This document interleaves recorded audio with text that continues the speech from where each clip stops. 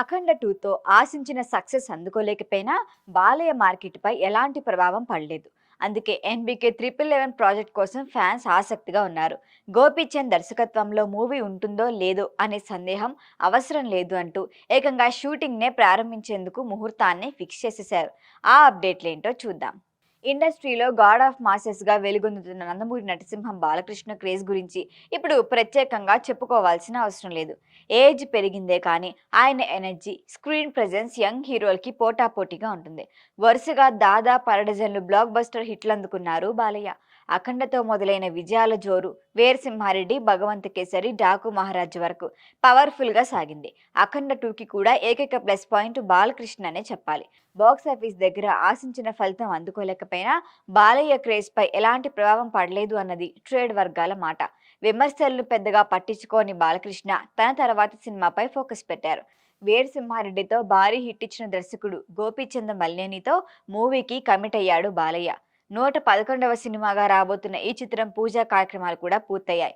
Periodical back drop లో భారీ budget లో తెరకెక్కనుందని చెప్పారు.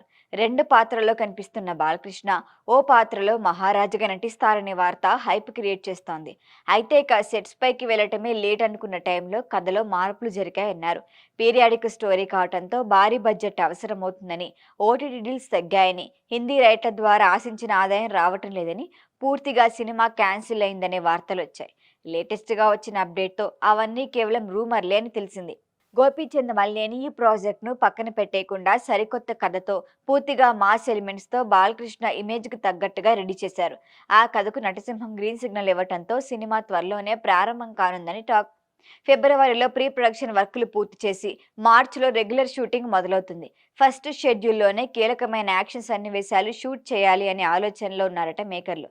ఇదివరకు గోపీచంద్ మల్లేని మూవీలో నయనతార హీరోయిన్ అని ఫిక్స్ చేశారు. ఇప్పుడు మరి కథ మారిందని చెబుతున్నారు. హీరోయిన్ గా ఆమె కొనసాగుతుందా, లేదంటే మరొక హీరోయిన్ వచ్చి చేరుతుందా? ఇది ప్రస్తుతానికి సస్పెన్సే.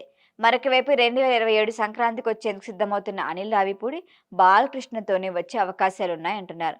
ఇప్పటికే భగవంత్ కేసరితో సూపర్ హిట్ అందించిన అనిల్ మరొకసారి కాంబో రిపీట్ చేయాలని ప్లాన్ చేస్తున్నారట. గోపీచంద్తో ప్రాజెక్ట్ స్టార్ట్ అయితే రావిపూడికి డేట్లు ఇచ్చే అవకాశం ఉండదు.